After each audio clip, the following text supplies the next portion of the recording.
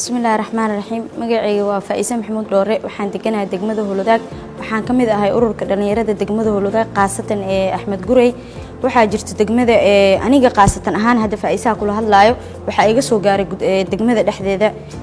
dhaawaca iga soo gaaray qolo burcada ah habeen maxaa la lahaayay tuuga ah mobile iga dhici rabeen dhaawaca iga soo gaaray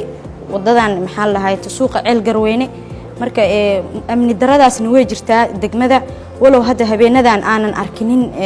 dhibaatadii hore u jiri jirtay ma sha Allah xiriirka degmada nagala dhaxeeyo hadaan nahay ururka dhalinyarada aad u wanaagsan tahay xiriir fiican ayaa nagala dhaxeeyo gudoomiyadeena Muuna Kadiye iyo gudoomiyaheena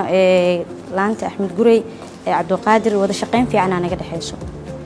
dhalinyarada hadda inta ila joogto iyo inta iga maqanba horta nin walba wadankiisa asaga dhisto dhalinyaro badan oo aniga mar aan qurbaha tago kale waxaan arkay dhalinyarada ayagoo isku xiran wadankooda ayaga dhisto laakiin anaga dhalinyaradeena hadaan ahnay wadankeena ma dhisano oo waa kala daadsanahay nin walba wuxuu ku leeyahay aniga maxaa meel hiblaaye iga galay laakiin dhalinyarada dal iyo dibad intii ag fadhiso intaba waxaan ka codsanayaa dal aan dalkaaga ahayn waa dareen ku joog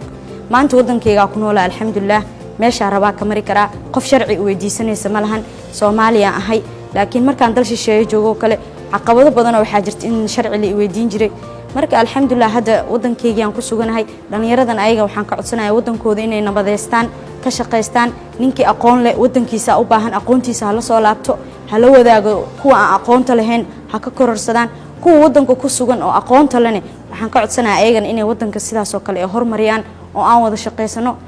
nabad iyo nolol aan dhihi lahaa